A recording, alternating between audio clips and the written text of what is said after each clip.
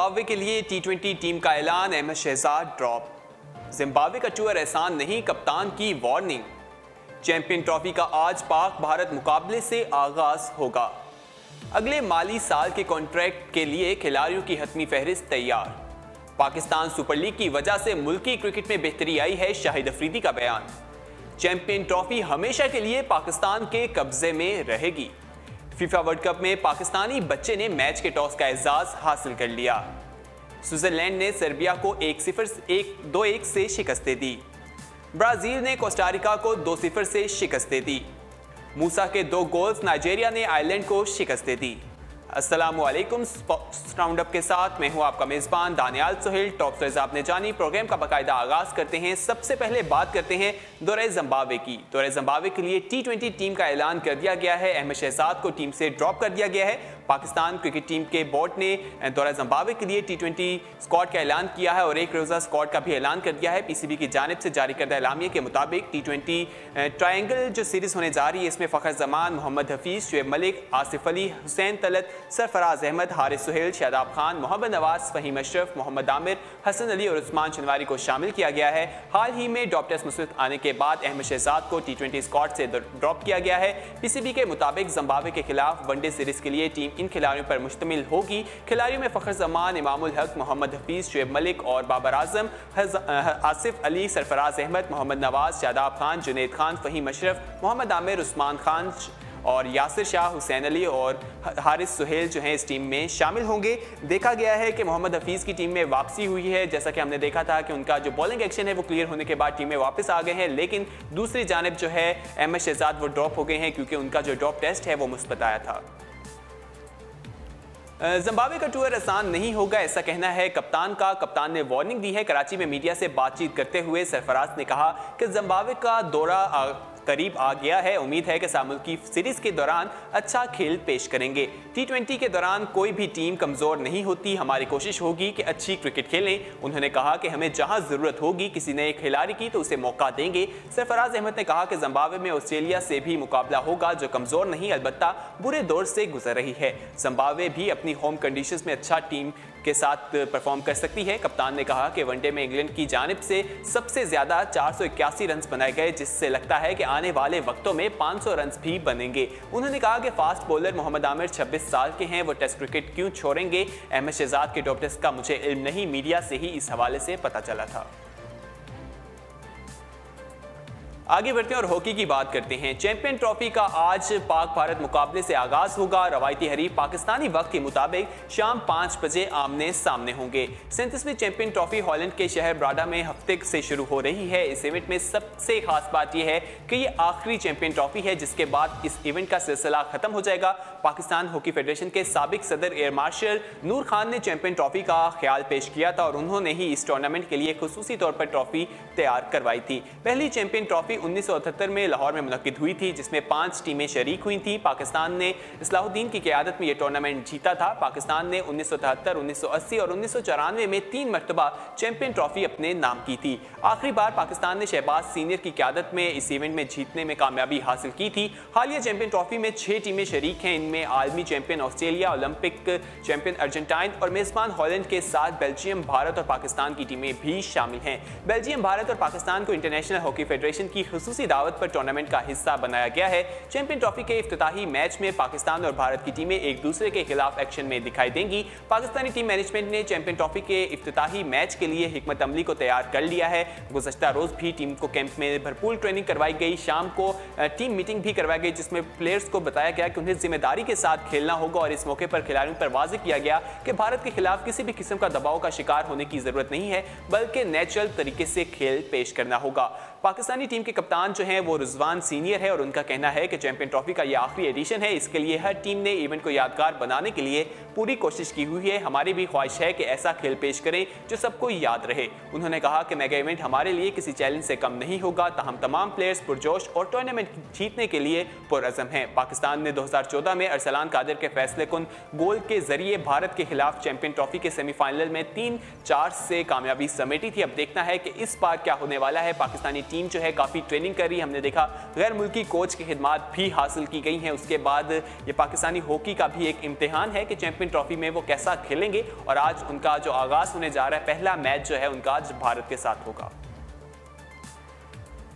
आगे बढ़ते हैं और क्रिकेट की बात करते हैं। अगले माली साल के सेंटर कॉन्ट्रैक्ट के लिए खिलाड़ियों की हतमी फहरिस्त तैयार कर ली गई है। पाकिस्तान क्रिकेट बोर्ड ने अगले माली साल के सेंटर कॉन्ट्रैक्ट के लिए खिलाड़ियों के नामों की जो फहरिस्त तैयार की है उसमें 35 की बजाय सिर्फ 25 खिलाड़ियों को सेंटर कॉन्ट्रैक्ट देने का फैसला किया गया है। पाकिस्तान क्रिकेट बोर्ड ने नौजवान खिलाड़ियों की उम्दा कारकर्दगी को देखते हुए उनकी हौसला अफजाई के लिए गुज़श्ता साल 35 खिलाड़ियों को सेंटर कॉन्ट्रैक्ट दिया था। ताहम चंद खिलाड़ियों की मुस्तकिल मायूस कुन कारकर्दगी को देखते हुए खिलाड़ियों की फहरिस्त में कटौती का फैसला किया गया है। नए सेंटर कॉन्ट्रैक्ट का इतलाक जो है रवां साल 1 जुलाई से होगा, जिसमें खिलाड़ियों की तनख्वाहें तकरीबन दुगनी कर दी जाएंगी, जबकि मुबैना तौर पर ड्रॉप टेस्ट मुस्बत आने के बाद जो है अहमद शहजाद उनको सेंटर कॉन्ट्रैक्ट में शामिल न करने का फैसला किया गया है। पीसीबी ने सेंटर कॉन्ट्रैक्ट के लिए जिन 25 खिलाड़ियों के नाम फाइनल किए हैं उनमें एक कैटेगरी में 6 खिलाड़ियों को शामिल किया गया है, जिन्हें माहाना 10 लाख रुपए मिलेंगे। एक कैटेगरी में कप्तान सरफराज अहमद, शुएब मलिक, यासिर शाह, मोहम्मद आमिर, असर अली और बी कैटेगरी से जो ए कैटेगरी में तरक्की पाने वाले बाबर आजम जो हैं वो इसमें शामिल है। तजर्बाकार मोहम्मद हफीज जो हैं ए कैटेगरी से बी कैटेगरी में तनज़ली हुई है, जबकि इनके साथ दीगर खिलाड़ियों में असद शफीक, हसन अली, फहीम अशरफ, अमाद वसीम, फ़खर जमान और शादाब खान शामिल हैं, जिन्हें माहाना 7 लाख रुपए मिलेंगे। तहम पीसीबी ने डी कैटेगरी में खिलाड़ियों की तादाद 14 से कम करके 5 कर दी है और इस फहरिस्त में सिर्फ रोमान रईस, आसिफ अली, हुसैन तलत, उस्मान सलाहुद्दीन और राहत अली शामिल किए गए हैं। सेंट्रल कॉन्ट्रैक्ट में इमाद वसीम और रोमान रईस की शमूलियत का इन्हसार फिटनेस से मशरूत है। अगर वो फिटनेस हासिल ना कर सके तो ऐन मुमकिन है कि उनकी जगह किसी और खिलाड़ी को फहरिस्त में उसकी जगह पे उनको शामिल किया जा सकता है। गुज़श्ता सेंटर कॉन्ट्रैक्ट की फहरिस्त में शामिल अहमद शहजाद, मोहम्मद रिजवान, मोहम्मद असगर, मोहम्मद हसान, उमर अमीन, मीर हमजा, बिलाल आसिफ, आमिर यामीन और आसिफ जाकिर के नाम सेंटर कॉन्ट्रैक्ट की फहरिस्त से निकालने की तजवीज़ पेश की गई है। नए सेंटर कॉन्ट्रैक्ट का इतलाक 1 जुलाई 2018 से 1 जुलाई 2019 तक होगा, जिसका पीसीबी की जानिब से जल्द बाकायदा ऐलान भी किए जाने का इम्कान है। हमने देखा था कि अहमद शहजाद को इसमें से निकाला जा रहा है क्योंकि ड्रॉप टेस्ट के हवाले से, और काफ़ी प्लेयर्स हमारे हैं जिनको फिटनेस का मसाइल दरपेश थे, उसकी वजह से अब कहा जा रहा है कि उनको इसमें शामिल नहीं किया जाएगा। आगे बढ़ते हैं और शाहिद अफरीदी की बात करते हैं। पाकिस्तान सुपर लीग की वजह से मुल्की क्रिकेट में बेहतरी आई है, ऐसा कहना है शाहिद अफरीदी का।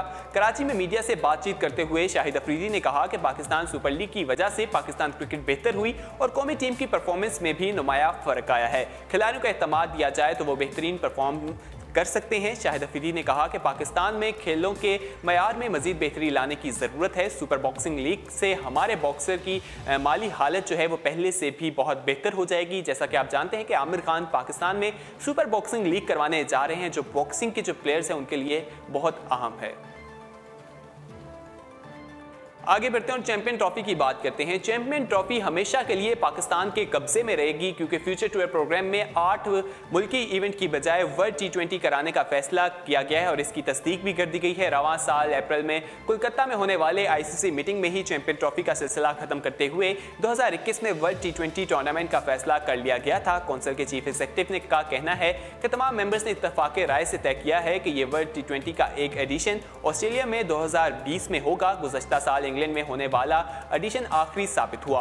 आलमी रैंकिंग में 8वें नंबर पर मौजूद पाकिस्तानी टीम ने मजबूत हरीफों को हैरान और परेशान करते हुए अपनी तारीख में पहली बार टाइटल हासिल किया था। आइंदा टूर्नामेंट न होने की वजह से ग्रीन शर्ट्स को अपने एजाज का दिफा करने की जरूरत नहीं पड़ेगी। ट्रॉफी हमेशा के लिए पाकिस्तानियों के पास रहेगी और शोकेस की जीनत बनी रहेगी।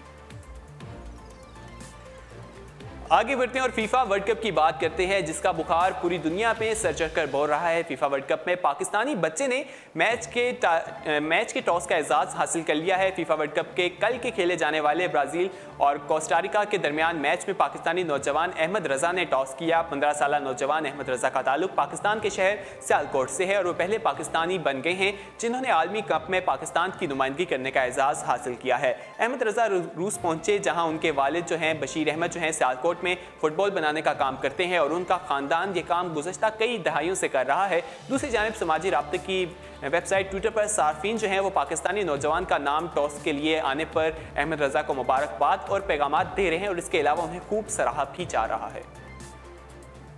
फीफा वर्ल्ड कप की ही मजीद बात करें तो कल स्विट्जरलैंड ने सेर्बिया को 2-1 से शिकस्त दे दी। रूस के ग्राउंड में खेले गए मैच में पहला गोल सेर्बिया की जानिब से किया गया और ये गोल 5वें मिनट में किया गया था। स्विट्जरलैंड ने 12वें मिनट पर गोल स्कोर करके सेर्बिया की सबकत खत्म कर दी और मैच 1-1 से बराबर कर दिया। मैच के इख्तितामी लम्हात में स्विट्जरलैंड के प्लेयर ने गोल स्कोर करके अपनी टीम को जीत जो है उसे यकीनी बना दिया। वर्ल्ड कप में आज भी 3 मैचेस खेले जाएंगे जिनमें बेल्जियम और टेवेंस, जनूबी कोरिया और मैक्सिको और जर्मनी और स्विट्जरलैंड के मैचेस शामिल हैं। अगर हम कल दूसरे मैच की बात करें जो ब्राजील और कोस्टारिका के दरमियान खेला गया था, ब्राजील ने कोस्टारिका को 2-0 से शिकस्त दे दी। खेले गए मैच में मजमूई तौर पर ब्राजील हावी रहा, ताहम कोस्टारिका ने उसे मुकर्रर 90 मिनट तक गोल करने से बाज रखा। ताहम इख्तितामी लम्हात पर पहले उनके जो प्लेयर हैं नेमार, उनकी तरफ से भी गोल किया गया। उन्होंने काफ़ी ज़बरदस्त खेला जिसकी बायस ब्राज़ील ने सबकत हासिल कर ली जो मैच के इख्तिताम तक बरकरार रही। ब्राज़ील ने टूर्नामेंट को अपना पहला मैच स्विट्जरलैंड के खिलाफ खेला था जो 1-1 से बराबर रहा था। इसी तरह अगर हम तीसरे मैच की बात करें जो नाइजीरिया और आयरलैंड के दरमियान खेला गया था, मूसा के 2 गोल्स ने नाइजीरिया ने आइसलैंड को शिकस्त दे दी है। मैच के पहले हाफ में दोनों टीमों ने एक दूसरे पर कई हमले किए, ताहम दोनों ही गोल स्कोर करने में नाकाम रहे। दूसरे हाफ में 39वें मिनट पर अहमद मूसा के शानदार गोल ने नाइजीरिया को बरतरी दिलवा दी। मोहम्मद मूसा ने शानदार खेल का सिलसिला जारी रखते हुए 75वें मिनट में एक और गोल स्कोर करके अपनी टीम की सबकत दुगनी कर दी। 83वें मिनट पर आयरलैंड को स्कोर गोल करने का सुनहरी मौका मिला, पेनल्टी की सूरत में मिला, ताहम इसके बाद उन्होंने जो ज़ाया कर दिया जिसके बाद जो आयरलैंड ने टीम में वापसी की तमाम उम्मीदें दम तोड़ गई थी। इसी के साथ स्पोर्ट्स राउंडअप अपने इख्तिताम को पहुंचता है। मजीद खेलों की खबरें जानने के लिए विजिट कीजिए हमारी वेबसाइट urdupoint.com। अल्लाह हाफिज़।